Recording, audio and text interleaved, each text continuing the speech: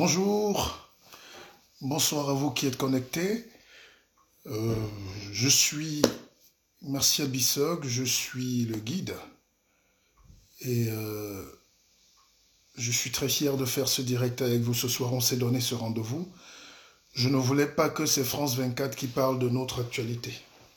Je ne voulais pas que c'est France 28 qui parle toujours de notre actualité. Ne fuyons pas nos responsabilités. Ne laissons pas à quelques-uns le droit de décider de notre destin, de parler de nos choses, mais de loin, d'avoir peur de prendre notre destin en main. Donc connectez-vous et bienvenue sur ma page. Et je suis très heureux parce que je vous ai donné un peu les deux petits thèmes qu'on va brosser ce soir, parce que le Cameroun est en train de vivre une nouvelle phase de son histoire dès ce soir, depuis ce matin. Et il y a la libération de Maurice Kamto, ses implications, ses premiers pas au lendemain de sa sortie, et puis la posture du président Biya, la détente va donc consister à voir comment on va réorganiser le jeu politique avec celui qu'on a cru mort parce qu'embastillé il y a 8 mois ou 9 mois. Donc c'est très important et moi je viens vous dire que s'il y a un Camerounais qui est vraiment désintéressé par les petites choses de Yaoundé ces temps-ci, c'est moi. Je pense que les meilleurs combats sont ceux qu'on prépare pour demain, pour la jeunesse. Donc je suis libre. Regardez-moi, c'est un homme libre et heureux qui parle.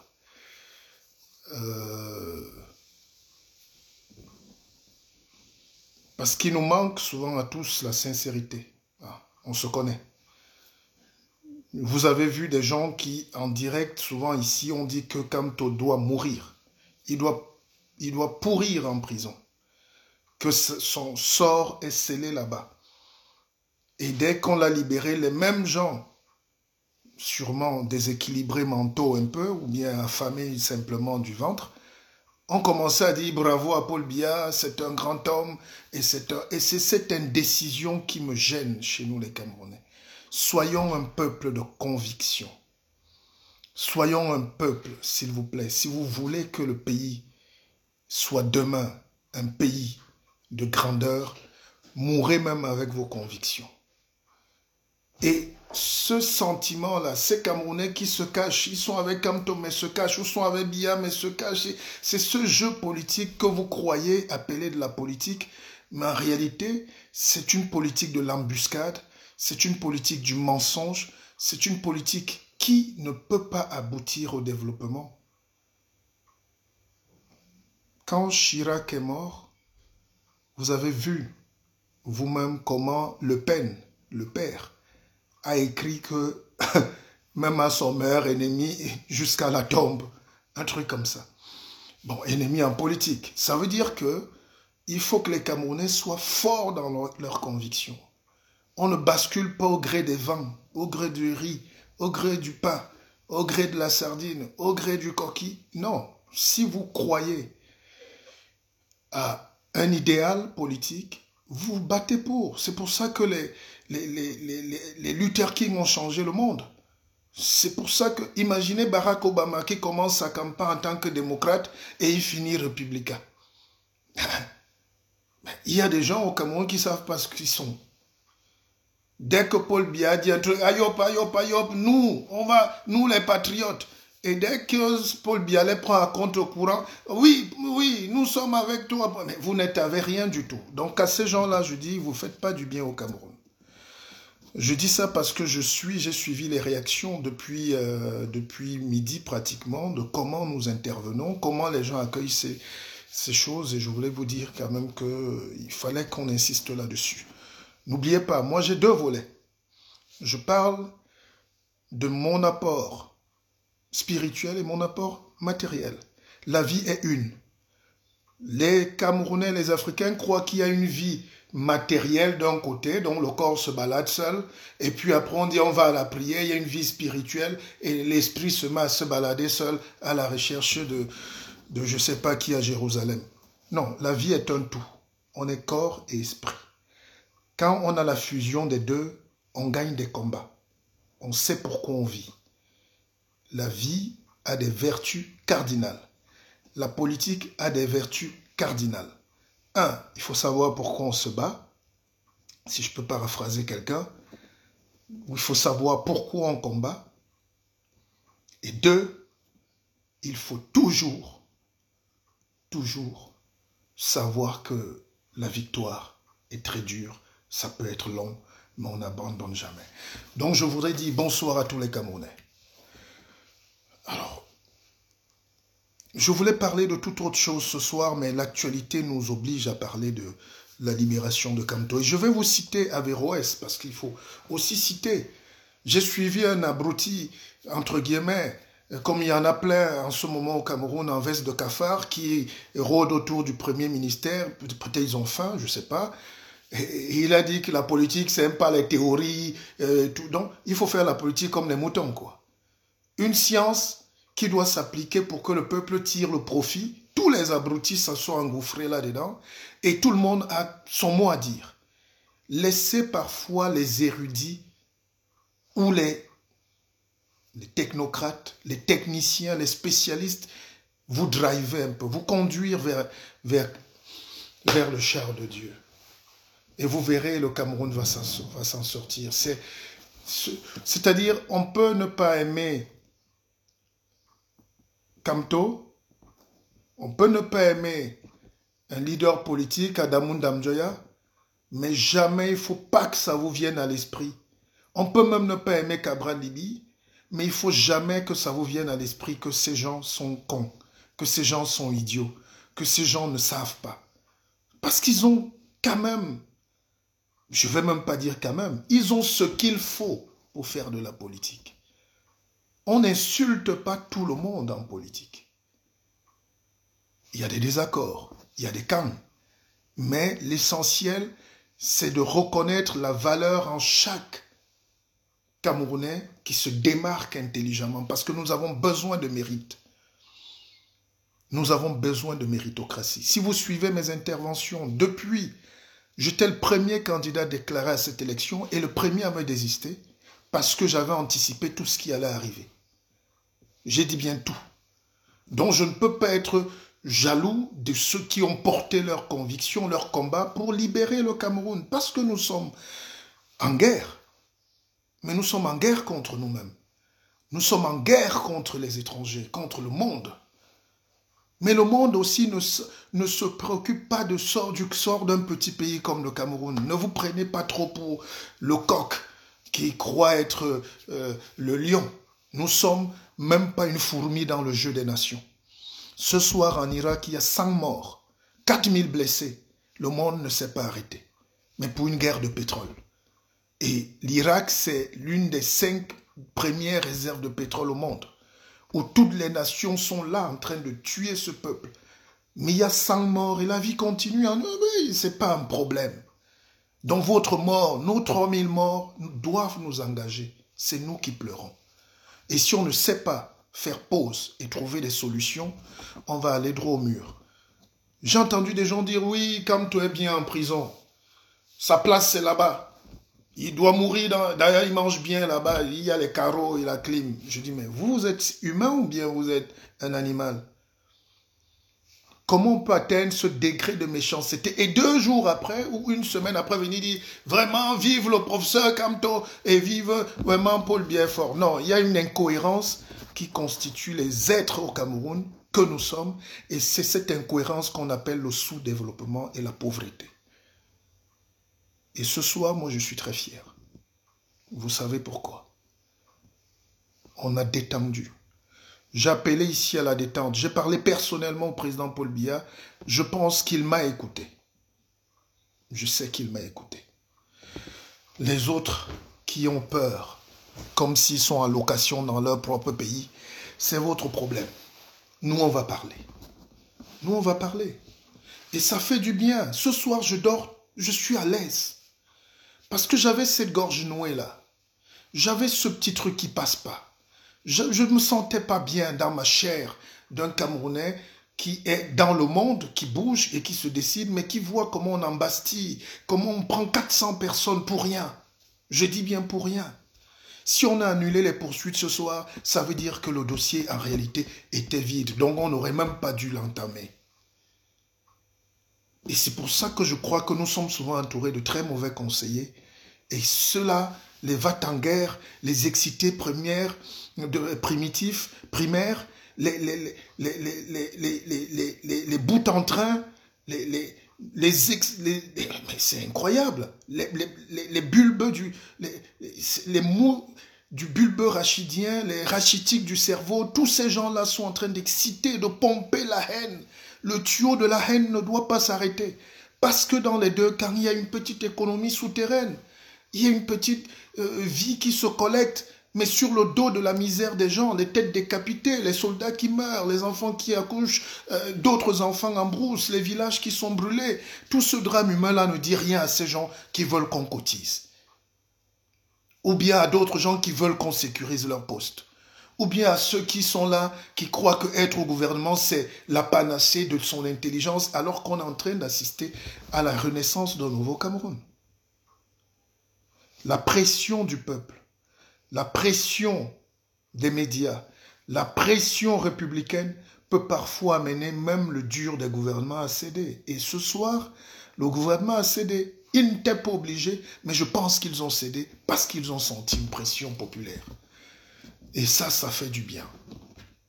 C'est dans ces moments-là qu'on sent qu'on est citoyen camerounais. Moi, je n'ai pas besoin des petites accointances, de petits copinages.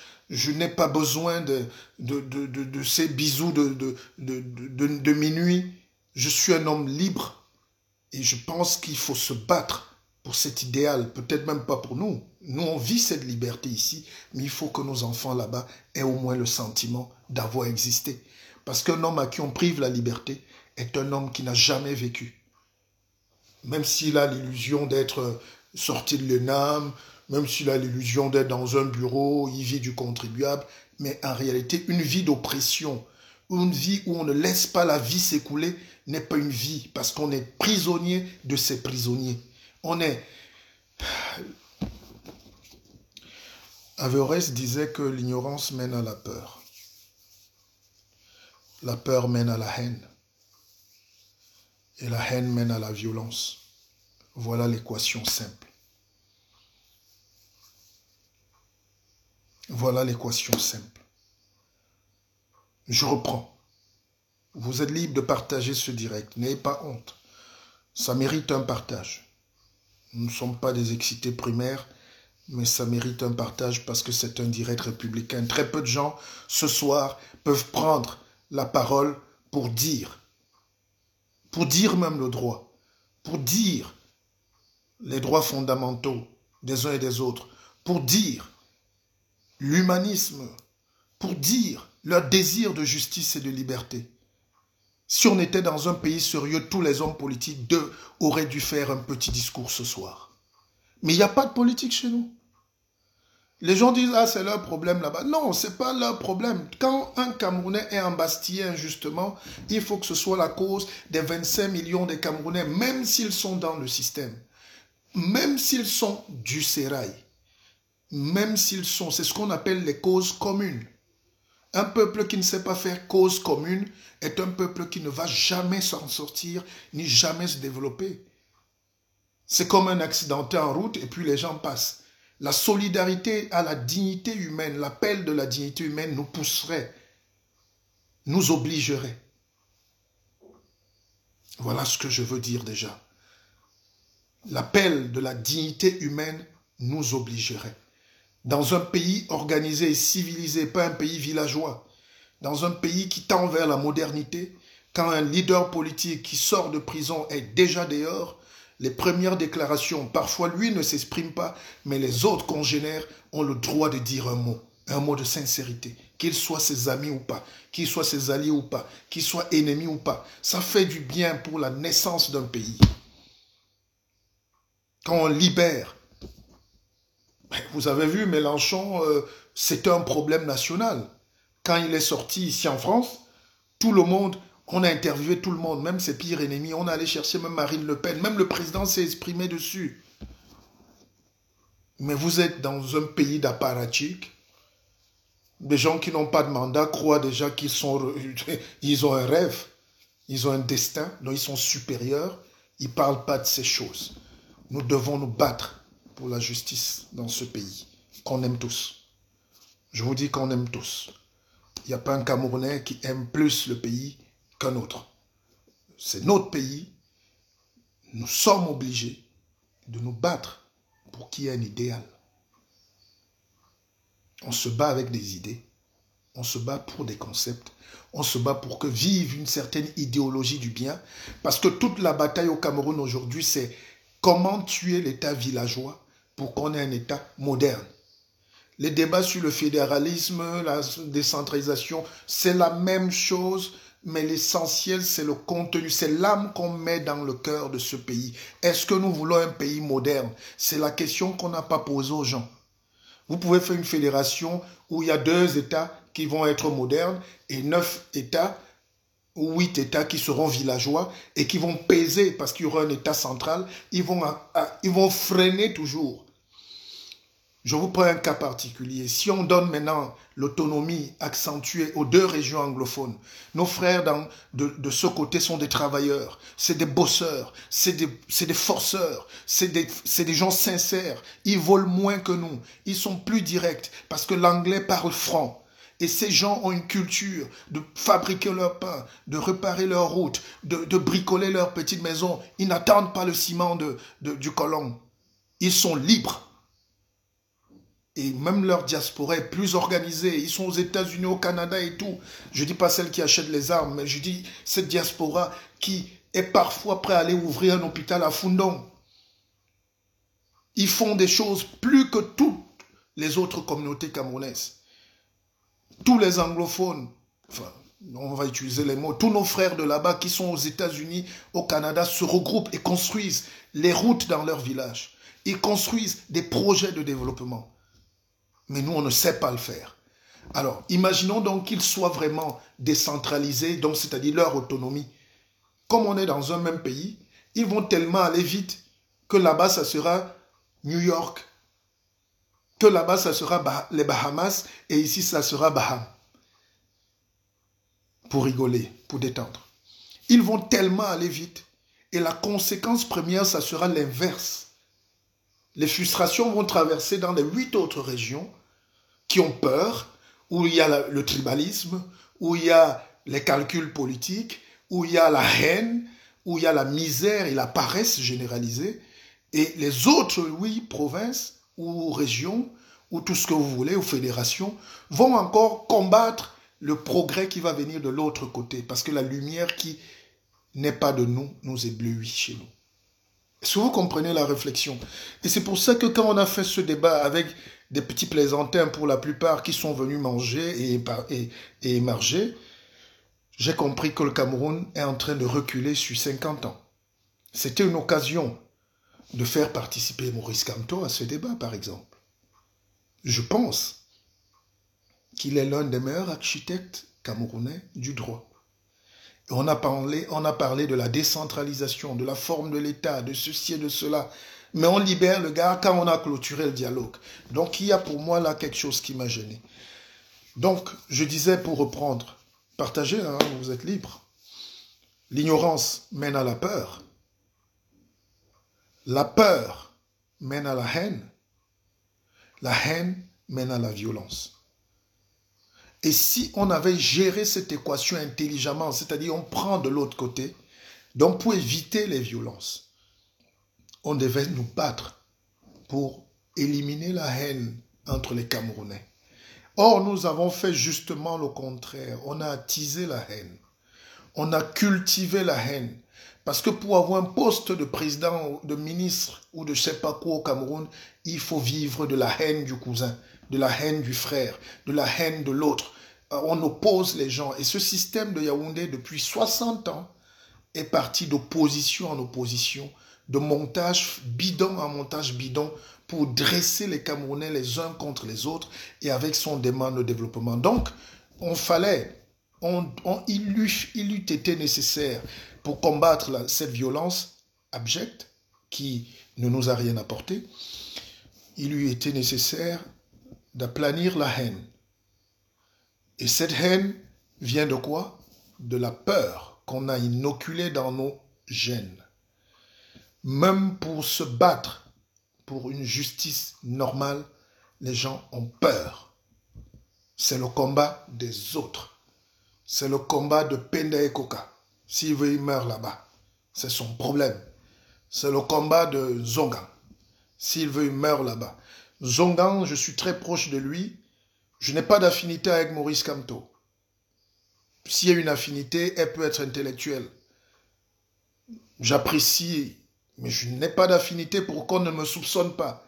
Parce que les gens m'envoient déjà des messages. Oui, le MRC t'a recruté. Donc le Camerounais ne peut plus faire une réflexion, même avoir de l'empathie pour un autre grand Camerounais. Donc il faut acheter même l'empathie. Vous voyez à quel niveau on est descendu au Cameroun? Donc, un type comme moi ne peut plus se lever pour dire non, ce monsieur-là mène un combat que j'estime juste pour les générations à venir et essayons de suivre ce qu'il fait. Non. Et deuxième chose, ne prenez pas ça mal, mais disons aussi merci à Paul Biya ce soir. J'ai envie de le dire, ne soyons pas braqués. Parce que si on va vers la détente, admettons aussi qu'il y a la détente qui est venue de Paul Biya. Et cette détente est nécessaire parce que les gens qui s'amusent à croire que la guerre est un jeu n'ont jamais vu ce qu'on appelle la guerre. Certains sont bien exilés au chaud. Ils ont la bouillie que l'État français donne. Ils ont les pâtes que l'État allemand donne. Mais ils n'imaginent pas la souffrance qu'un enfant qui ne va pas à l'école depuis 3 ans, à Mouyouka, à Bakingili, à Moya, ils ne peuvent pas imaginer ce que ces enfants qui sont en Gorketunja, qui n'ont ni eau ni lumière, qui n'ont plus de famille, peuvent endurer. Donc, nous devons nous battre pour que la paix revienne. Et sur ce plan, il faut dire merci à Biya. Parce que même le président Biya a pris ses affidés à contre-courant. Parce que dans ce système Biya, il y a des va-t-en-guerre. Et je vais vous faire une confidence ce soir qui peut vous choquer. Les gens avaient cru que Paul Biya va très vite mourir. D'autres ont même pronostiqué. Et dans cette optique, il fallait déjà éliminer celui qui pouvait être gênant pour leur théorie de conquête ou de conservation du pouvoir. Donc, ils ont vite fait de monter un dossier pour embastiller et amener l'un des Camerounais les plus brillants dans le village de Si Je Savais. Ça, c'est... Et comme ces gens n'ont pas eu la jugeote nécessaire de faire ce qu'on appelle en sciences politiques l'analyse du risque, le management du risque, ils n'ont pas vu ce que le Cameroun économiquement allait perdre. Ils n'ont pas vu ce que le Cameroun, du côté même de la réputation, parce qu'un État, c'est aussi comme une jeune femme qui a sa réputation. Mais alors la réputation du Cameroun a pris un coup terrible. Et j'allais leur dire que nous, on est des grands sorciers. Il y a des animaux, il y a des gibiers qu'on n'avale pas. Il y a des animaux qu'on n'avale pas. Il y a des viandes qu'on ne mange pas. On n'avale pas tout. Ils ont fait un calcul tellement rapide et tellement faux qu'ils croyaient que une fois le vieux président parti, ils vont arranger et à la va-vite la nuit. Non, le destin du Cameroun est plus compliqué. Donc ce soir, c'est bas la terre. Et les opposants que vous fabriquez, et les papiers en carton que vous préfabriquez, dites-vous que le peuple aura droit, au moins pour les échéances à venir, à une autre possibilité. Il y a un écrivain, un ami que je lis beaucoup, qui s'appelle Welbeck. Il a écrit un livre qui s'appelle La possibilité d'une île. C'est justement pour dire que le destin, personne ne sait. Nobody knows. La vie est magnifique. La vie est fragile. La vie est courte. Mais le chemin de la sagesse est difficile. Le chemin de la sagesse est difficile. Moi, ce soir, je suis fier d'être Camerounais. Je vous parle en toute liberté. Je n'attends rien de vous. Je n'attends rien de personne. Je suis fier de ne plus baisser la tête quand j'entends l'actualité de mon pays, parce que la décrispation participe même de la maturité politique. Quand deux personnes discutent, celui qui donne le premier coup de poing est le plus fragile. Et généralement, il se fait battre. Parce qu'il n'a pas eu la hauteur nécessaire de se canaliser, de se maîtriser. Et il faut savoir prendre les coups. Le pays nous appartient tous. Donc pas de tribalisme, il n'y a pas de haine à véhiculer. On n'écartera aucun Camerounais parce qu'il vient de Mbouda. On n'écartera aucun Camerounais à cette course parce qu'il vient de Sangmelima. Je vous ai dit que tous les présidents français viennent pratiquement de la même région. À condition qu'ils ne se battent pas pour leur région, pour leur clan, mais pour le pays. Et ça aussi, il faut une culture politique. Aucun Camerounais ne sera écarté parce qu'il vient de Sombengue. Aucun Camerounais ne sera écarté demain à la course pour la présidence ou pour la députation, mais surtout pour la présidence, parce que c'est la tête du pays qui est importante. La tête du pays. Les autres élections, je ne sais pas. Les gens peuvent faire ce qu'ils veulent. Les gens veulent être maires. Vraiment, soyez maires. Mais des maires dans des coquilles vides, c'est votre destin. Je pense que nous devons tous mettre notre énergie sur l'avenir du Cameroun, sur l'après-Biya qui se prépare déjà maintenant. Et lui-même l'a dit. Lui-même l'a dit. Et il faudra que ce soit le meilleur d'entre nous qui soit président du Cameroun. Le meilleur d'entre nous ne veut pas dire qu'il est forcément meilleur, mais il faudra maintenant que le peuple aussi soit souverain pour vérifier qu'il est meilleur ou qu'il va travailler dans des conditions meilleures pour que les Camerounais se développent en 5 ans. Je l'ai développé ce matin, nous pouvons nous développer en 5 ans. Le vivier de l'agriculture. Le pays est tellement beau. Pas la manière des petits escrocs politiques de Yaoundé qui viennent de découvrir le champagne. Je dis le pays est beau dans la mesure où c'est un scandale. Même un noyau d'avocat que vous prenez pour percer la tête de quelqu'un avec va pousser en avocatier. Il y a très peu de pays comme ça au monde. Donc, moi, j'ai salué. Si Paul Biya avait écouté uniquement ces va-t-en-guerre, ces gens qui nous font dépenser l'argent, ces gens qui ont brûlé l'économie du Cameroun, ces gens qui ont pillé les caisses de l'État, et pour masquer leur tard, ils disent c'est Kamto qui a fait. Ce n'est pas vrai. Ce n'est pas vrai. Maintenant, pour masquer l'échec de la crise anglophone, pour masquer ceci, pour masquer la démission de l'État dans ces coins-là, on commence à dire, oh, les anglophones, oh, ils veulent couper. Ils ne veulent même pas couper un État. Ils ne veulent pas. Ces gens veulent, 1, le respect, 2, de la considération, 3, le capitalisme, dont l'économie. Ils veulent travailler, ils veulent vivre, ils veulent s'en sortir, ils veulent se sentir respectés. Dans un pays, qu'est-ce qu'on veut? C'est être respecté et avoir un destin.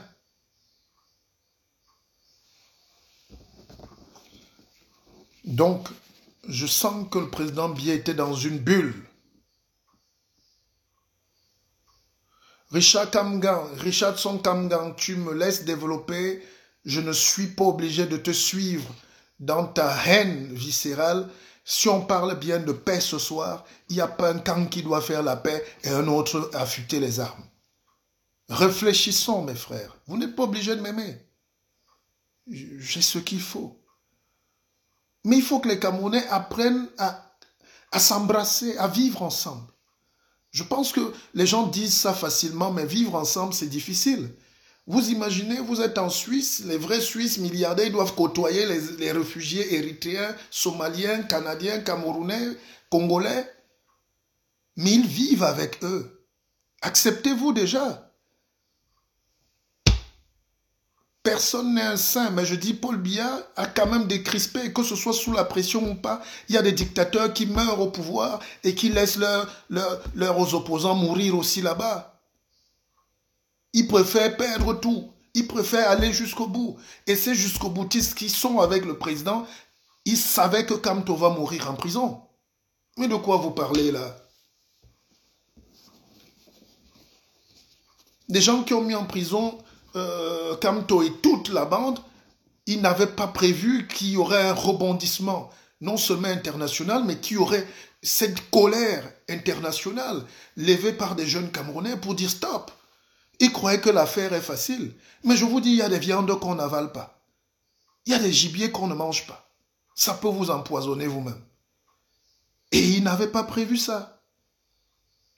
Vous avez vu comment un ministre disait en rigolant avec tout l'orgueil du monde qu'il va se retrouver au village de qui je ne sais pas quoi savait. Mais c'est très méprisant. C'est très méprisant. Et quand on regarde ce que pèsent ces gens, ils pèsent rien. Et sur la scène internationale, et même sur la scène nationale. D'accord?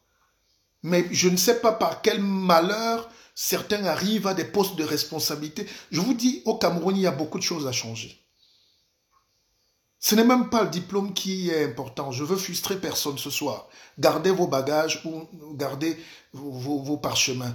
Mais je veux dire, pour construire un pays, on le construit avec des gens sincères, avec des gens qui ont du bagou, avec des gens qui ont de l'intelligence, avec des gens qui ont de la sorcellerie, avec des gens qui ont une vision.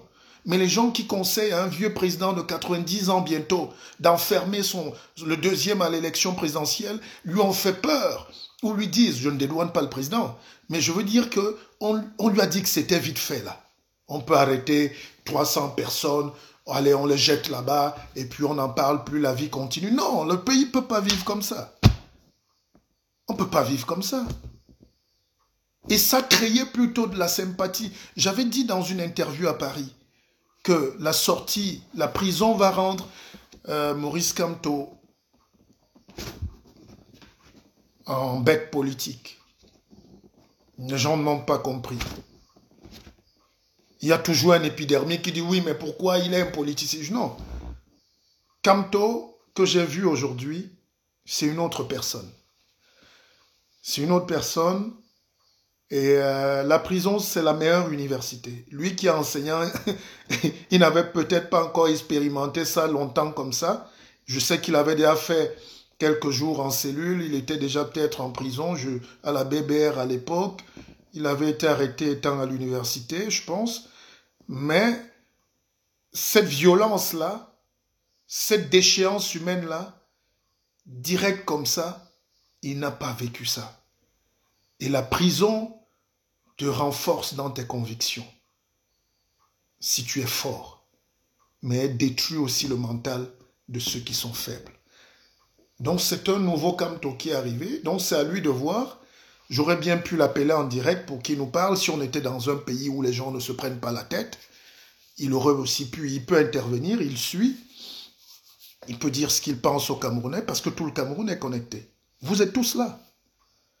Parce qu'il y a des directs des crieurs, il y a des directs de quelques tintins, mais voici un direct où on pose la balle à terre, où on mène la réflexion. Voici un direct sans émotion.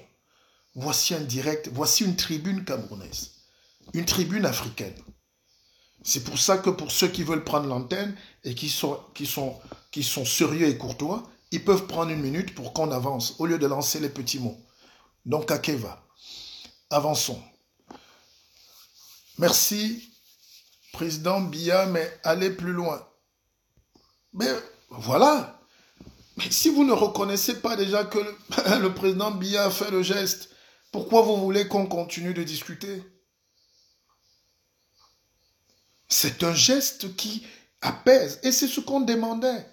Et si Ayoub Tabé sort aussi et quelques autres frères anglophones arrêtés, vous allez voir que les 2/3 du problème sont réglés. Les problèmes sont d'abord humains.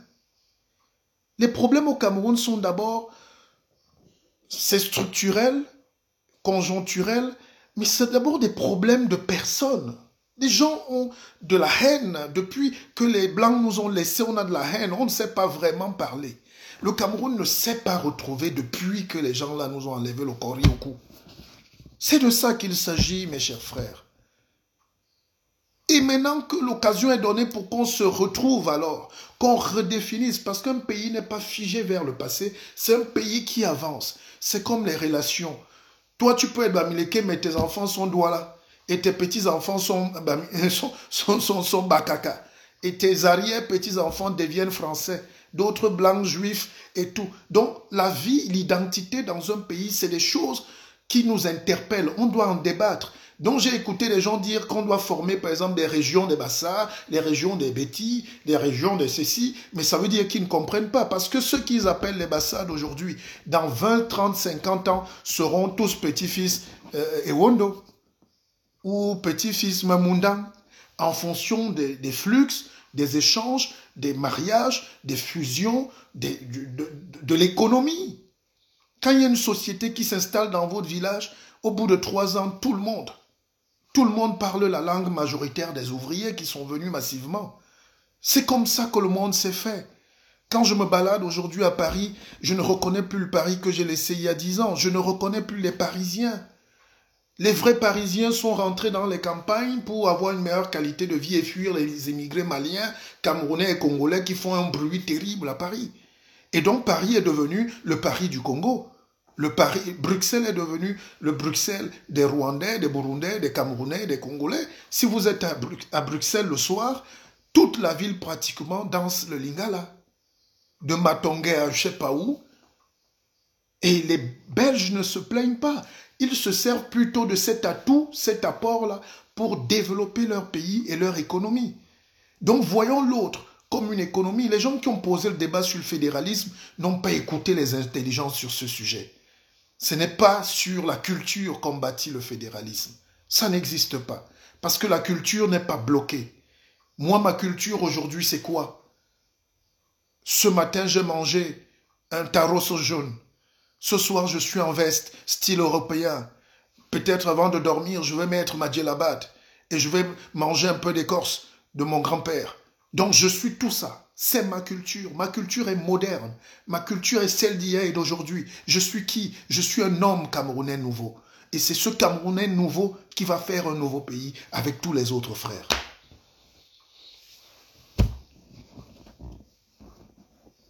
Akeva? Non, c'est ce discours de franchise qui nous manque au Cameroun.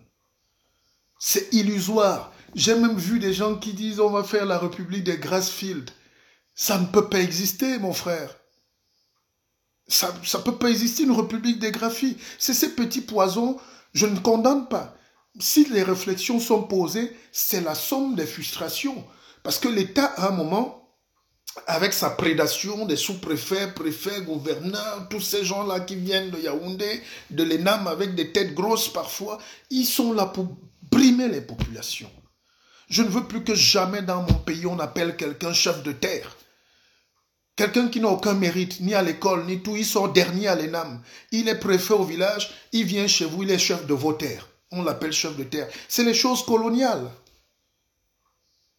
Dans un État moderne, on n'est pas chef de la terre chez les gens. On ne leur imprime pas le desiderata de la dictature. On laisse les gens s'autodéterminer.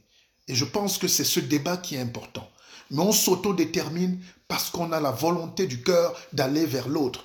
Le repli identitaire, c'est les fédérations mal préparées et ça finit très mal. Les gens entendent fédération, séparation. Je vous donne un seul mot, Federer. C'est un joueur de tennis. Federer en lui seul, il fédère la beauté physique. Il fédère l'esthétique mentale. Il fédère l'esthétique de jeu. Il fédère la science. Il fédère. Donc quand tu as Federer, tu as un tout, un champion de tennis. Imaginez donc un pays comme ça, qui fédère ses énergies. Il n'y a pas de fédéralisme dans les communautés. C'est du communautarisme. Même si vous me dites quoi, il n'y a pas de fédéralisme dans les communautés. Il faut avoir le courage de le dire à ces apprentis qui découvrent la politique aussi et qui se permettent de dire tout parce que le système est fabriqué pour fabriquer des médiocres et de médiocrité à médiocrité. On va dire que les gens les plus médiocres sont très forts quand on aura assassiné les talentueux et les génies. Un pays de médiocres ne peut pas se développer. il n'y a aucune communauté qui peut prévaloir sur une autre. Ça va plutôt donner l'idée qu'il y a des gens qui sont des suprémacistes et qu'ils méritent d'aller écraser les autres. Et comment on a fait pour créer un problème Bamileko au Cameroun, depuis même la colonie? C'est qu'on a dit méfiez-vous de ces gens-là. Ils savent... Parce que le colon avait identifié que ces gens-là ils savent se débrouiller. Ils savent fabriquer l'argent. Le capitalisme ne leur fait pas peur. Mais attention, aux esclaves, on a dit d'avoir peur de l'argent. Aux seigneurs, on a dit de prendre et de s'en servir. Qu'ils soient en soutane et venus du Vatican en tant que missionnaires, il faut aller prendre, il faut aller piller. Et pour que le peuple ne se réveille pas ou ne se rebelle pas, on leur dit taisez-vous, l'argent c'est pour les riches, l'argent c'est pas pour vous.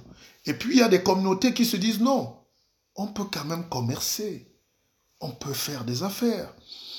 Et cette communauté qui a cette particularité est une richesse pour nous. Et ils doivent s'associer à ceux qui ont peut-être la terre. Et quand ils se mettent ensemble, ça s'appelle les joint ventures. Moi, je sais développer l'économie, toi, tu as le foncier, nous nous mettons ensemble pour avancer. Moi, je sais faire la guerre, moi, je sais affûter les armes, moi, je suis résistant, et c'est vous qu'on prend pour défendre le pays.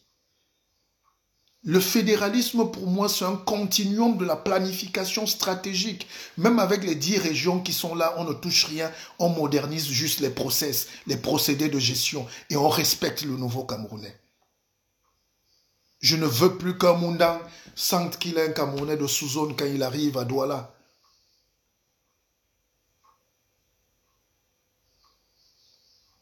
Mackenzie, two-state federation or separation is easiest. You can say that because you are not in the field. By the way, I mean you are around USA. You are enjoying your life, but do you know something, some realities about those of our brothers who are in the remoting villages, in Bonjogo Wututu, in Bakingili, or in Fundop? Are you sure? Do you want separation? Or do you want a fluent and intelligent junction between both parts of Cameroon? Enfin, il va même me faire sortir l'anglais que je... Ne me fais pas sortir mon gros anglais ce soir, petit. Donc... Akeva. C'est dur de construire un pays, mes frères. Grosso modo, on était en train de dire bravo à Kamto, bravo à ses équipes. J'appelle à l'apaisement. J'appelle à l'apaisement. Vous avez cette nuit pour remûrir vos projets de vie. Je n'ai pas dit de renoncer je n'ai pas de conseils sur ce plan à vous donner, mais je vous dis apaisement, apaisement, apaisement. Je demande aussi à mes frères qui ont le pouvoir en ce moment, l'apaisement. Ce n'est que dans l'apaisement qu'on peut avoir une nouvelle vision pour demain. Les excités sans cervelle ne nous intéressent pas, ce n'est pas leur débat. Qu'ils attendent la guerre, mais dans un autre pays. Nous pouvons ramener tous ces jeunes-là, les fils Marshall, les fils ceci, les commandants Barretta, tous ces gens, c'est juste des aigris, c'est des frustrés, et c'est logique, ils n'ont pas retrouvé leur marque dans cette république.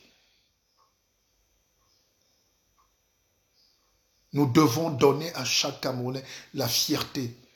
Comme ceux qui sont partis, il n'y a pas un crime à revenir. On n'a pas envie d'avoir la double... Il faut la double nationalité. Ce n'est même pas un débat, c'est logique. Sinon, nos Western Union ne vont servir qu'à acheter les sacs de riz. Si vous voulez une diaspora qui s'investit et qui travaille, qui vole la technologie chez les autres, comme hier l'ont fait les Indiens et les Chinois, il faut que ces gens soient sûrs et soient fiers d'entrer au Cameroun comme ils peuvent et quand ils veulent, sans payer les conditions de tracasserie comme tous les étrangers qui entrent. Si j'entre au Cameroun comme un étranger, je vais me comporter comme un étranger. Vous n'avez jamais compris ça? Et la loi sur la double nationalité, c'était en 68. C'est même pas les lois de Paul Biya, c'est Ahidjo. Parce qu'il avait un problème contre les UPCistes. Nous ne pouvons pas exporter les problèmes d'avant-hier et d'hier pour les faire subir à nos enfants de demain. Nos enfants sont ingénieurs ici. Nos enfants sont médecins. Nos enfants sont à la NASA. Nos enfants sont dans les plus grandes écoles.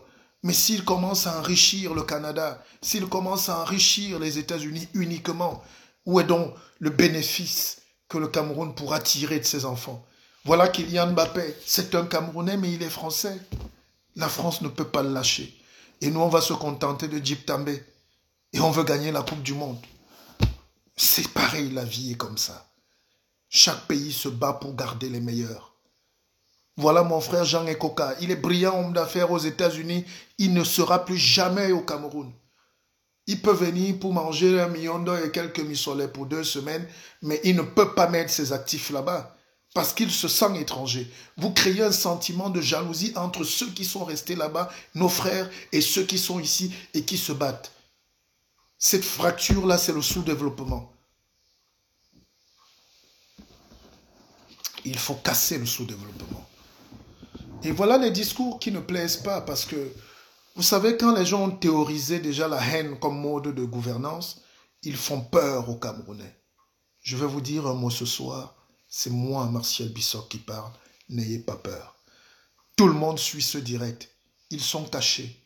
Ils font comme si on ne les voit pas. Ils ne veulent pas se dénoncer parce qu'ils ont peur. Il faut que la peur reste dans le camp de celui qui a peur. Il faut que la colère reste dans le camp de celui qui est colérique. Être coléreux et faire subir aux autres, c'est comme si nous-mêmes on buvait notre propre poison. Laissez les gens boire leur propre poison du tribalisme. Laissez les gens s'enfermer dans la petite bulle de la haine. Laissez les gens mourir de leur petitesse. Mais le Cameroun jamais ne va mourir. Parce que les gens ont leurs aigreurs et leurs visées politiques. Tout le monde ne sera pas président du Cameroun. Tout le monde n'aura pas un destin. Mais ce n'est pas pour cela que nous devons aller dans la tombe avec les énergies des Camerounais. Laissons le pays continuer. Moi, quand j'ai échoué sur certains plans, je dis je continue ma vie. Je laisse le soin aux autres de vivre en paix. Vous vous rendez compte de quel degré de haine on avait déjà atteint? Ce soir, le degré de haine du Cameroun a chuté de 70%. On était déjà à 90% de haine, donc moins 10% d'explosion. Vous ne le savez pas. La question donc c'est qui veut la guerre au Cameroun? Qui veut vraiment la guerre? Moi je connais. Je peux vous le dire. Lyon de Fombele, souffrez de ne pas insulter sur mon direct. Biya n'est pas un sanguinaire dictateur sur ma page. Si vous voulez vraiment vous exprimer, dites des choses, même si vous avez de la colère, mais contenons-nous. Je ne veux pas les signalements, les têtes de mort, les coupures, les ceci. Non, on n'insulte pas. Nous sommes en train de parler en homme civilisé. Les services secrets de pays concernés nous écoutent. Les nègres s'insultent pour tout. On se défoule sur tout. On se bat pour rien. Sauf pour l'essentiel. Mes chers frères, je vous dis, le Cameroun avait atteint un degré de haine. Un degré de haine. On est à un doigt de l'implosion sociale. Un, parce que le ciment s'est cassé, le ciment social. Deux, les joints économiques ont lâché. Il n'y a plus d'un capitalisme, il n'y a pas d'argent. Trois, il y a un manque de vision criard sur ce qu'on va faire. Et c'est cette peur-là qui nous fait retourner dans nos petites bulles. Cette peur nous fait retourner dans nos petites bulles. Cette libération prépare la venue d'un gouvernement de transition nationale. Je l'ai déjà annoncé le premier. Parce qu'en réalité, le gouvernement du président Biya, qui est actuellement installé, est illégitime et impopulaire. Pour sortir de cette crise, depuis même octobre, le président Biya n'était pas obligé, mais en géostratège, on aurait pu quand même conseiller, dans la logique de décrisper l'atmosphère, de faire ce gouvernement depuis. Quand on ne peut pas refuser un poste de Premier ministre pour son pays. D'accord?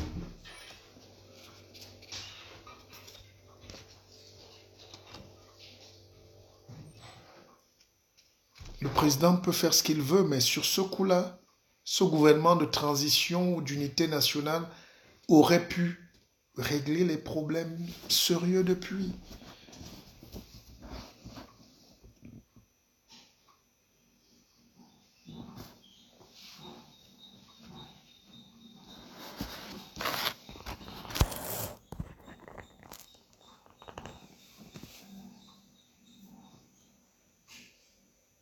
J'espère que vous me suivez. Ok.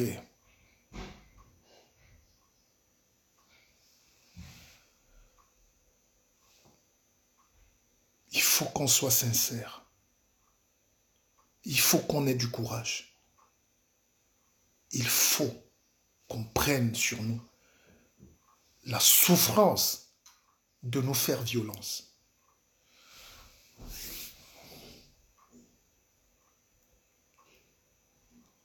Alors, s'il y a quelqu'un qui veut intervenir, qui prenne l'antenne, hein?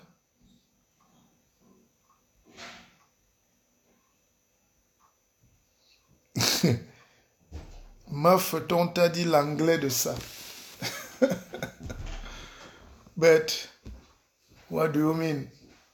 Donc, vous croyez que le pays là, nous, on ne peut pas dire un mot en anglais? Ben, c'est justement ça. On s'exerce même mot en anglais, c'est pour ça qu'on bricole. Normalement, on n'a pas su saisir ces opportunités de faire de nous des citoyens du monde. Le Cameroun pouvait être un grand laboratoire du métissage humain, de l'intelligence humaine. Le métissage, c'est de l'intelligence. Le métissage, c'est le degré le plus abouti de la rencontre de l'autre. Sur le lit, ça donne des beaux bébés, mais sur les cerveaux aussi, ça crée des nouvelles visions, des nouvelles perspectives. Toutes les grandes nations sont nées du métissage. Même la langue est un métissage permanent. Vous ne le savez peut-être pas, mais il y a 2 siècles, il n'y avait pas toutes les tribus qu'on dit là au Cameroun. Le colon a segmenté, il a mis les clôtures dans les villages. Il dit, toi tu es de Babou Tiondale, c'est pour ça que vous traversez, par exemple, à l'ouest, vous pouvez traverser 5 villages. Celui-ci parle une langue, à 2 mètres, c'est une autre langue, mais qui est en réalité le contraire de l'autre langue. C'est-à-dire, c'est les mots, mais à l'envers. Mais ils disent que c'est une langue. En réalité, c'était juste les modes de défense pour s'adapter au contexte. Quand vous arrivez à Sangmelima, par exemple, il y a un village à 6 km de Sangmelima qui s'appelle Avebe Akoum. Ce village a une particularité. C'est des Boulous, mais pendant l'occupation allemande, pour communiquer entre eux, ils ont créé une langue qui ne ressemble à aucune autre langue. Ce n'est ni le Boulou, ni l'allemand, ni l'anglais, ni le français. Ils ont intelligemment formé une langue et jusqu'à aujourd'hui, elle a perduré. Donc c'est le métissage, c'est l'avantage, c'est la chance qu'on a vers les autres, d'aller vers les autres. Akeva. Quand on n'a pas de militants mais des fanatiques. Mais c'est pour ça que ce soir, je dis à tous les gens, tous les épidermiques, gardez vos boutons sur vous.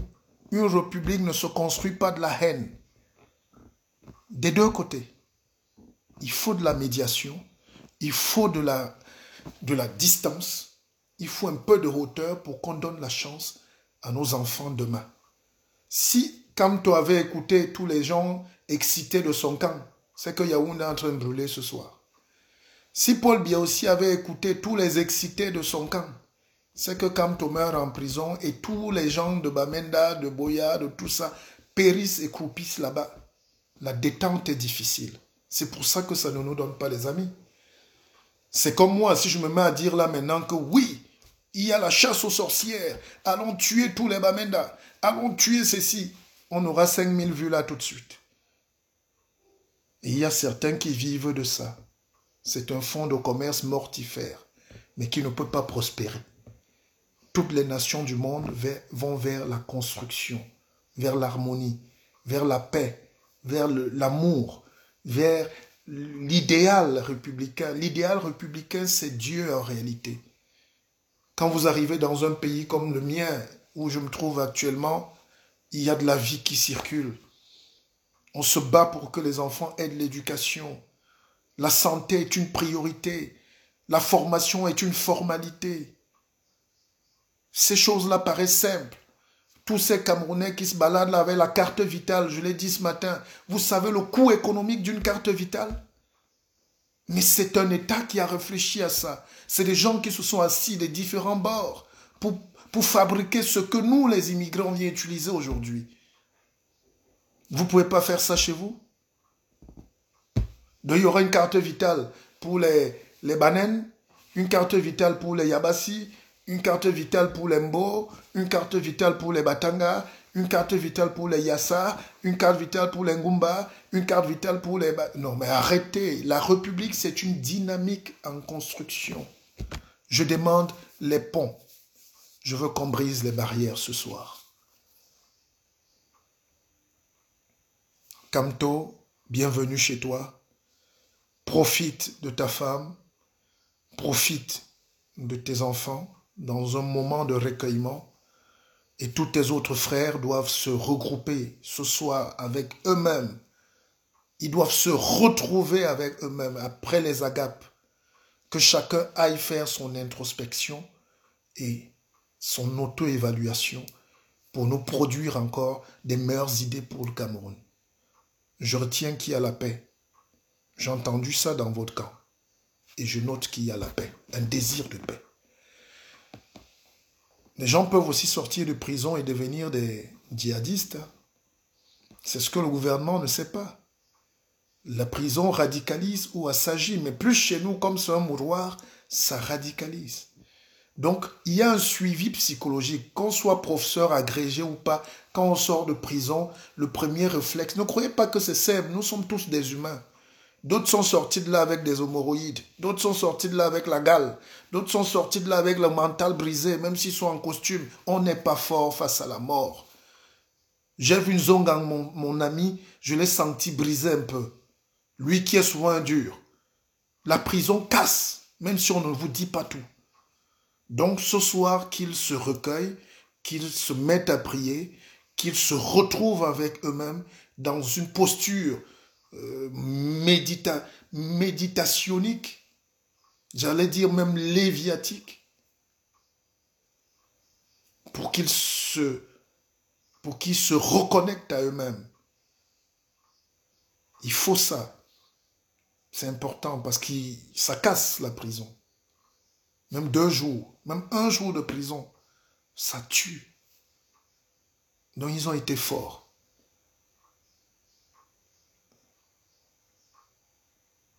Maintenant, je vais dire à Paul Biya que le Cameroun n'a pas 2 problèmes.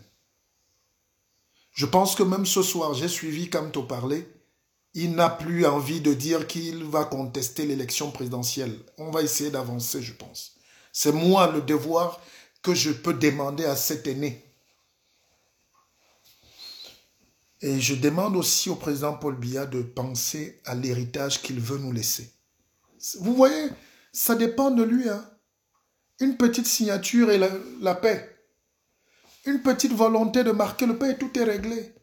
Les gens qui vous font croire que c'est compliqué, oh non, président, oh non, ceci, c'est des diables, c'est des gens qui profitent de la misère des Camerounais, c'est eux qui volent notre argent. En réalité, il n'y a pas de problème. Quand vous êtes président, une signature, ça crée la guerre. Une signature, ça crée la paix. Voilà 300 personnes dehors ce soir. Je vous dis, dans les familles, c'est la fête. Dans nos cœurs, si moi je buvais de l'alcool, j'ouvrirais un champagne ce soir parce que je suis heureux. Pour rien. Cet effort de paix-là, moi, m'a parlé. Donc, je veux dire merci à Paul Biya. Mais le vrai problème, c'est comment il assure les conditions de la transition politique, dont son départ. Le problème aujourd'hui, c'est comment Paul Biya va partir. Moi, je ne mets pas la pression. Je n'ai pas dit cette nuit ou demain. Encore qu'on ne sait jamais. Mais je veux dire, est-ce qu'il veut aller au bout de son mandat? Il peut aussi nous surprendre.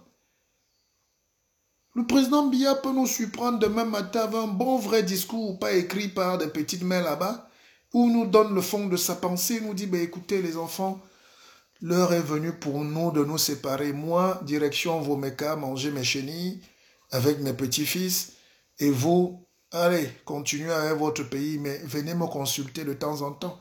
Et je vous dis, ce n'est pas compliqué. Vous n'allez pas reconnaître le Cameroun.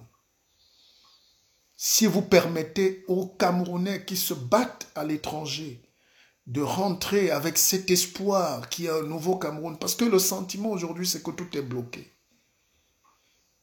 Même la libération de Kanto nous fait plaisir, mais en réalité, tout est vicié. L'air est vicié à Yaoundé et dans tout le Cameroun. Vous imaginez s'il n'y a pas l'eau et la lumière à Efermimbang, à 10 km de Yaoundé, les gens de Mora font comment pour boire, pour se laver? Les gens de Tcholéré font comment pour se soigner? C'est cette crise profonde, ésotérique, spirituelle, ce manque de vision, ce guidage. Et le président n'est plus l'homme qui peut guider le peuple. Ce n'est plus un guide. Il est sage parce que l'âge le lui confère, mais il ne peut pas guider le Cameroun en ce moment. Le Cameroun danse trop. Le Cameroun a trop de secousses en bas, la marmite bout là-dedans. Il faut un gars qui bande dur, entre guillemets. Il faut un mec. Et on dit, Yolo Gazadi, il y avait déjà trop de haine. Dieu unisse les cœurs. C'est ça. Donc le président a fait un geste ce soir, qu'on l'aime ou pas, que vous ne le contestez ou pas, ce n'est pas le but. Mais moi, ce geste me montre que s'il va encore plus loin, on peut atteindre le Graal de la paix. Je sais que la paix énerve certains. La paix ne veut pas dire qu'on va vous voler vos terres. Au contraire, la paix veut dire que nous tous, on va rebâtir encore des immeubles plus grands. Et il faut qu'on arrête avec ces histoires de terre. Aujourd'hui, sur une parcelle de 1000 mètres carrés, on peut faire un immeuble de 20 niveaux. C'est vrai qu'au Cameroun, les immeubles ont 5, 4, 5, 10 niveaux. Mais dans un pays où on met des immeubles de 50 niveaux, il n'y a plus de problème de terre. Moi, j'ai 1000 mètres carrés, j'amène 10 partenaires, on met un immeuble de 50 étages, chacun a 10 étages à gérer. Et c'est comme ça que le monde doit vivre demain. L'agriculture, on ne casse plus les forêts. Il y a l'agriculture hors sol. Il y a le goutte à goutte. Il y a la technologie. Je vous ai dit ce soir qu'un des noms de Dieu, c'est la science. Les peuples qui n'ont pas la science font la guerre. Les peuples qui ont domestiqué la science font faire la guerre à ceux qui n'ont pas la science. C'est pour ça que le Cameroun est prêt à mettre son argent, du pain et du lait, du riz, sur les armes, en croyant se défendre alors qu'il est en train de tuer son peuple. Il y a un moment, Monsieur le Président Biya, où la sagesse devient philosophie. Parce que le mot sage, c'est un des 99 noms de Dieu. Je préfère donc un président qui tend vers Dieu, vers la sagesse, qui tend vers ces choses-là, qui nous éloigne des bas instincts. À votre avis, c'est quoi la suite logique? Ben, Biya doit démissionner. C'est pas le débat. Mais j'ai fait une réflexion l'autre jour. Je pense parfois que je ne suis pas bien suivi. Les présidents meurent au pouvoir en Afrique. Pourquoi? Parce qu'on leur garantit aussi on ne leur garantit aucune sécurité. Ni physique, ni spirituelle, ni même ésotérique. Donc, de facto, ils sont réfractaires et ils sont en guerre et en conflit avec vous. Chez nous, on dirige par opposition. On dit on ne lâche pas. Si je lâche, je vais où? Surtout quand on a une jeune femme. La jeune femme se dit, mais s'il quitte là, moi, je vais où? Donc, tu ne bouges pas. Et donc, il y a double prise d'otage, spirituelle et physique. Vous ne semblez pas comprendre ce côté-là? La meilleure manière de dire à quelqu'un de partir, c'est d'assurer la transition en se disant, nous, on a vraiment, c'est comme si tu seras toujours au pouvoir. Hein. Terre à terre, enfin, je vous explique terre à terre. Nous sommes en famille.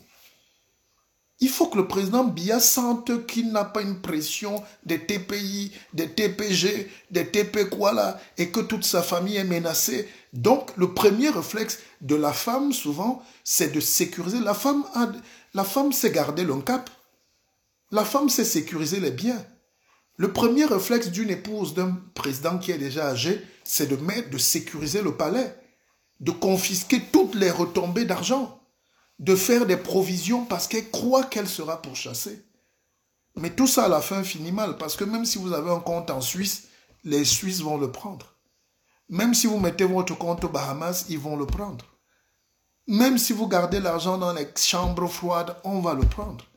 Donc la meilleure sécurité, c'est de créer la sécurité des autres.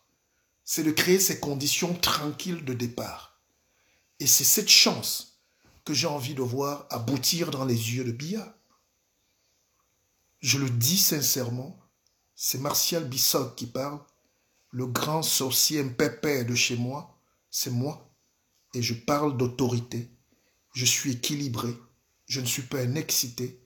Je dis, le président Biya peut, dans une mesure de grandeur, imaginer une sortie d'un artiste. Lui qui écoute du Mozart. Il faut savoir que Mozart s'est entraîné toute sa vie pour être Mozart. Donc, Biya s'est entraîné toute sa vie pour être politicien. Il peut être le Mozart de la politique. We can contribute. Yes. Passez-moi à l'antenne et donnez-moi la possibilité. Bon, je te prends et puis après on avance. Hein? Alors, moi je ne sais pas comment tu veux passer à l'antenne, mais demandez l'antenne et puis on avance. Tu es vraiment un homme logique. J'adore ton raisonnement et ton appel à l'amour. Oui, laissez les faux problèmes. Le Cameroun n'a aucun moyen de faire la guerre. Ni pour lui-même, ni contre les autres. Au contraire, ça nous vole l'énergie. Hein, Lily, ça nous bouffe l'énergie. Le Cameroun n'a aucun moyen. Chaque fois qu'un pays pauvre fait la guerre, c'est les caisses d'un État colonial qui s'enrichissent. Nous, on perd 2 fois. On perd notre argent parce qu'on s'est équipé en vieux Kalachnikov qui ne marche même pas souvent. On perd notre énergie parce que là où on devait fabriquer nos bonbons, nos beignets, notre lait en poudre, nos chocolats pour nos enfants, on met l'énergie dans la guerre. Et après, les victimes, c'est qu'on détruit nos villages, c'est qu'on tue nos frères et on égorge et les militaires et les populations. Et finalement, ça devient une affaire de nègres vraiment. Et les Blancs sont là, ils applaudissent. Bravo. Bravo la négraille. Vous voulez encore des armes pour combien là? On vous donne encore des armes pour 100 milliards. Pour défendre le pays contre vos ennemis de frères. Laissez-moi rire. Je ne savais pas que mon pays encore allait être à ce niveau de réflexion. On a mis quoi dans nos cerveaux là? La crise de Camto seulement nous a fait perdre au minimum 800 milliards en un an. La crise anglophone alors nous a fait perdre au minimum 3 000 milliards. La CDC versait dans les caisses de l'État 20 milliards par mois. Vous n'avez même pas ces chiffres. Ça fait pleurer. La Sonara, c'était du brut. L'un des meilleurs pétroles d'Afrique, c'est fini. Vous imaginez les pertes?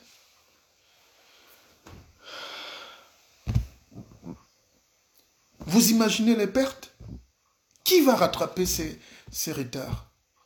Qui va payer la facture? Qui va reconstruire? Vous attendez l'aide du Japon? Vous attendez les dons?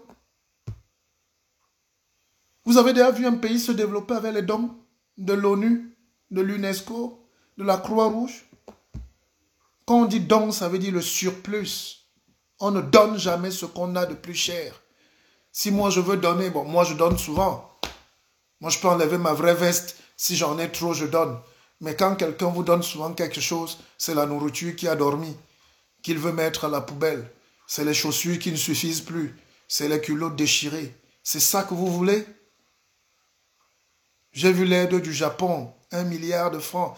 Et 10 ministres vont accueillir 1 milliard. Alors qu'il y a dans leur compte chacun au moins 20 milliards. Mais l'argent des Camerounais.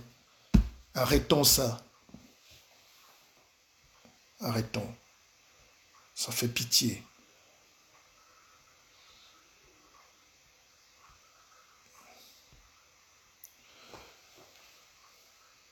Paul Biya doit penser le dossier. Oui, mais c'est un...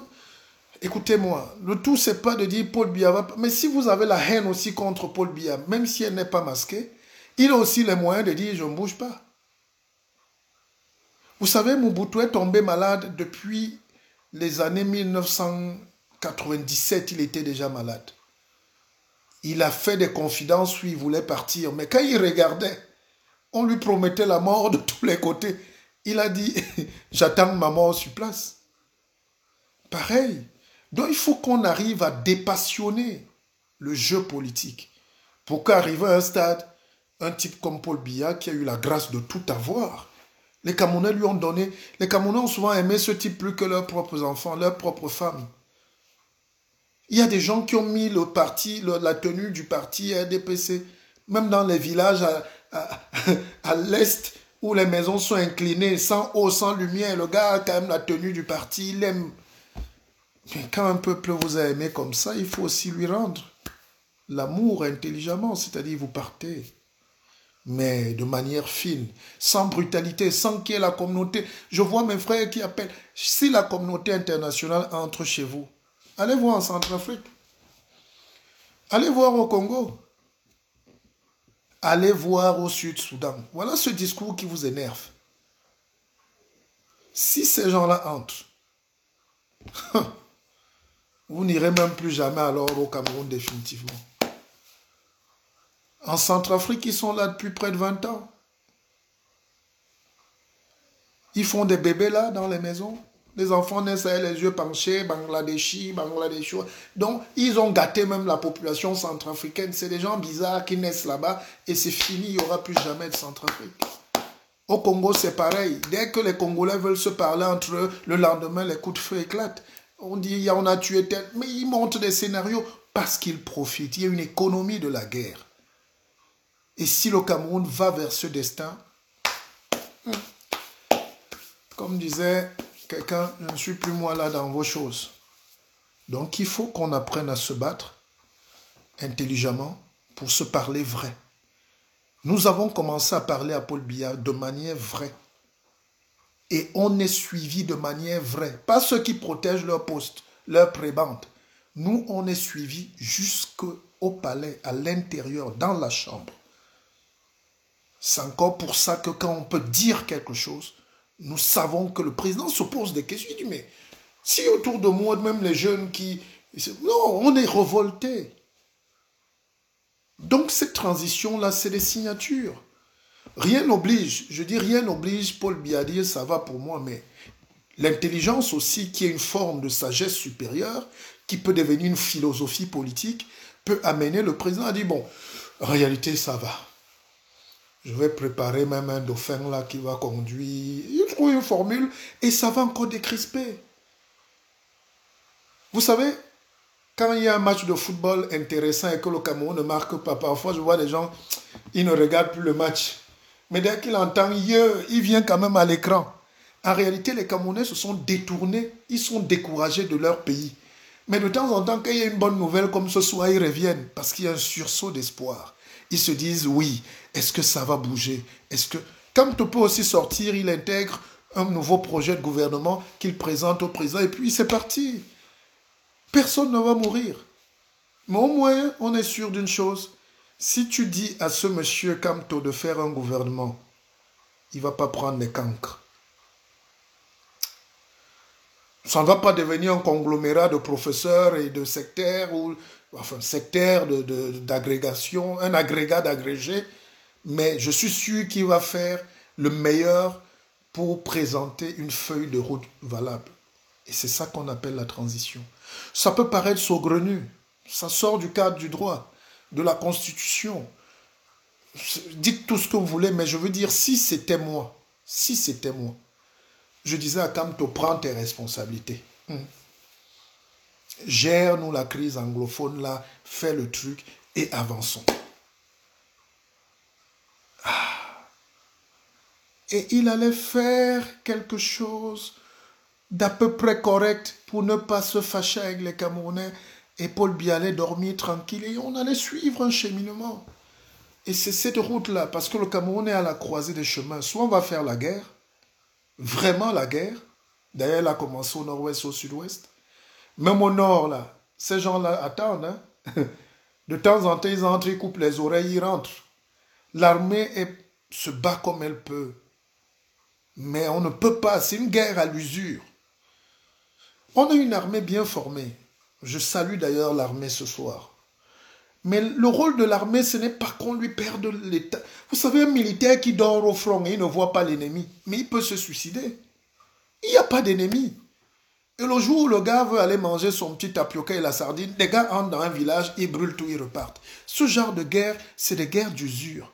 Notre armée doit être une armée professionnelle au service du développement. Elle doit, avec le génie militaire, faire les routes, avec nos ingénieurs là-bas, faire de l'agriculture, faire comme une armée soviétique à la fin, être utile et travailler parce que toute l'armée au Cameroun est professionnelle.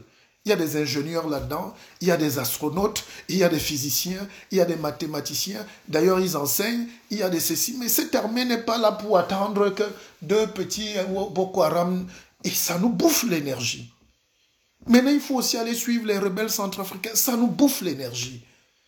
Il faut encore venir au nord-ouest, au sud-ouest, déclarer des zones de guerre dans notre propre pays. Ça nous tue l'énergie.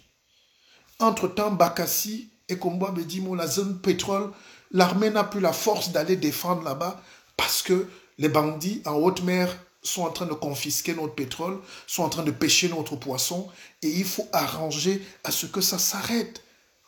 L'armée a un seul rôle, surveiller les frontières.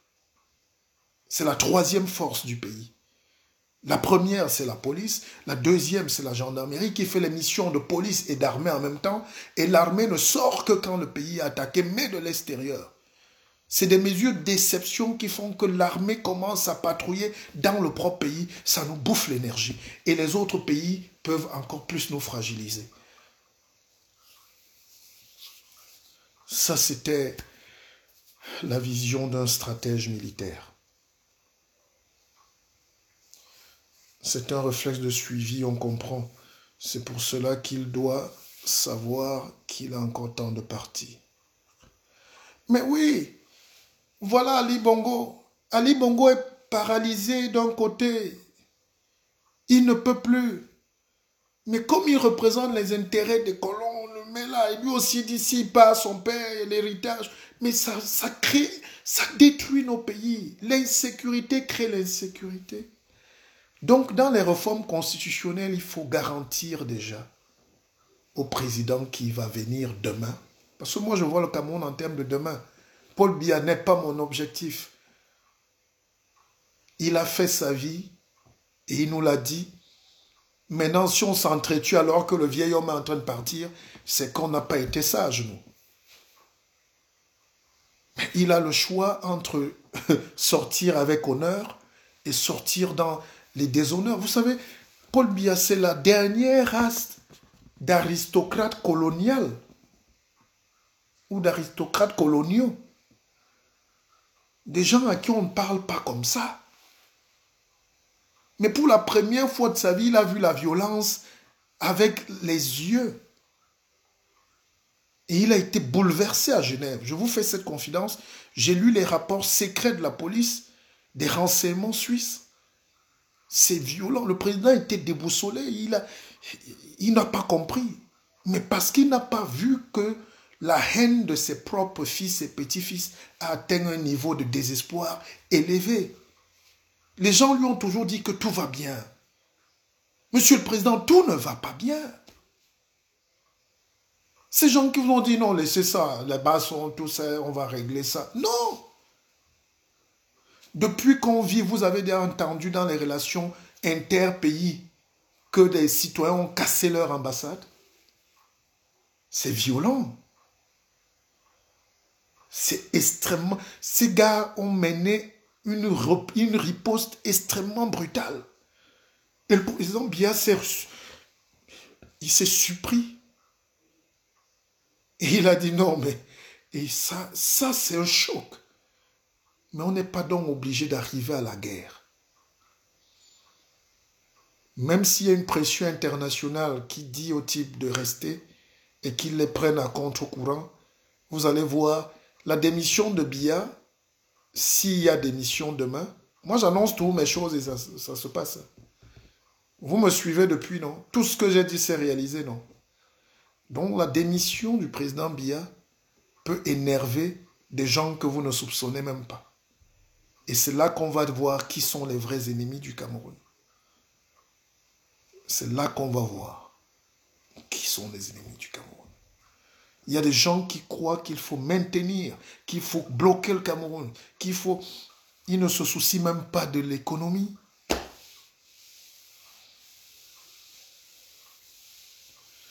Ils ne se soucient pas de l'avenir de ses enfants. On crée des écoles, il n'y a pas de travail. C'est vrai que vous allez philosopher à me dire c'est mieux de chômer avec son bac, avec sa licence, que de chômer sans rien. Non! La conscience d'un gars intelligent qui a conscience de ce qu'il vaut et qu'il n'a pas, mais il devient une bombe à retardement. Parfois, les petits esprits malins là qui n'ont pas de niveau, les cancres là, se contentent du peu. Il dit, moi, mon ben, c'est qu'il me va. Ah, moi, je peux faire mon... Mais les gars qui ont du bagou là-dedans, c'est des esprits échauffés et formés. On ne les manipule pas. Regardez la diaspora. Nous, on est en Europe depuis 30 ans. Des enfants sont arrivés à pied par le désert, ils ont tout cassé. Ils n'ont pas les mêmes trucs que nous, ils n'ont pas les mêmes repères que nous. Ils ne nous écoutent même pas. Là où toi, tu vas dire, gars, retournons, il dit, laisse-nous ça, quitte-la. Ils ont la rage et la haine. Et c'est cette haine qu'on doit pouvoir contenir. On doit pouvoir les canaliser, pas les repousser. J'en ai terminé pour ce soir. Akeva. J'ai ouvert mon académie, c'est l'académie de la vie augmentée. La seule formule que je vous donne, c'est que la vie est courte, mais le chemin de la sagesse est difficile. Je sais aussi comment il est difficile d'admettre que votre frère a créé un truc qui est bien et qu'on peut intégrer, créer et soutenir. J'ai écrit un livre qui est un best-seller qui sort cette semaine après tant de jours et de mois d'attente. Vous pouvez le commander, écrivez-moi inbox et je présente toutes mes amitiés et tout mon respect à tous mes frères qui ont été connectés ce soir parce qu'ils avaient le choix d'écouter autre chose. Ce petit geste de vous connecter pour écouter une parole qui n'est pas de votre bord. Parce que j'ai découvert autre chose avec cette crise. C'est que même les gens qui disent lutter pour la révolution évitent les autres Camerounais parce qu'ils ont fait de ça leur business. C'est pour eux. Une révolution n'a pas la forme d'un vase. Une révolution, c'est l'air qui se diffuse. C'est l'eau qui coule. Qui coule dans les profondeurs abyssales de nos veines. La révolte qui nous canalise va donner une belle révolution quand tous les Camerounais seront imprégnés de la révolution. La révolution dans les peuples qui se sont développés, elle est physique et spirituelle. Tout le monde est révolutionnaire. En France, dès que vous touchez à la retraite, les gars, les gilets jaunes sortent.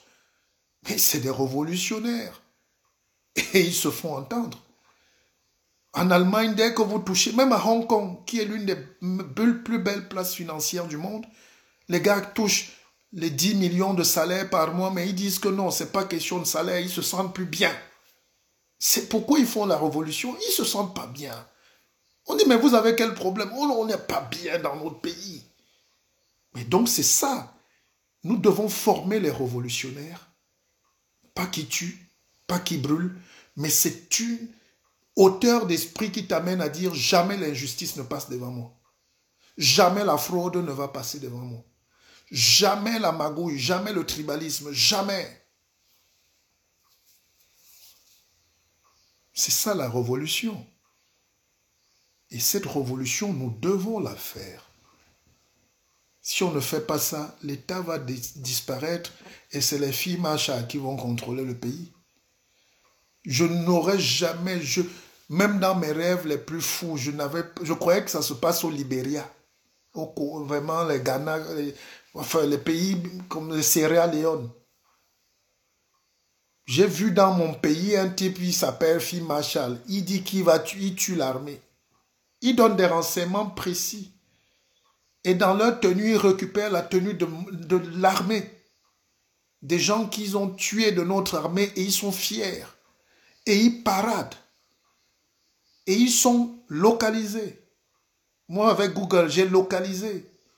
Ces gens sont à Fundop. C'est vrai que c'est escarpé, il y a des plaines et tout. Ils sont en Goketunja, ils sont là. Ils sont dans le Lébialem. L'armée a les drones. L'armée a tous les renseignements possibles pour au moins les identifier. Ces gars paradent. Vous savez pourquoi? Parce qu'ils ont la force du peuple, même s'ils ne le disent pas. C'est pour ça que je vais terminer en vous faisant une confidence. Pour moi, ce dialogue était une mascarade.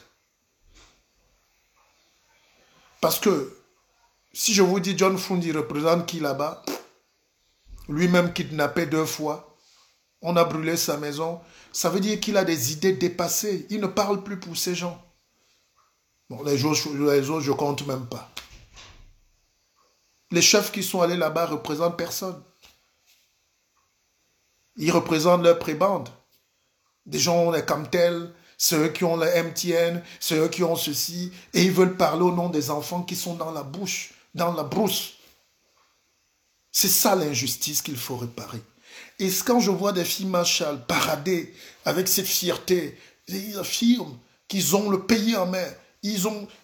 je dis non, l'armée a raté quelque chose.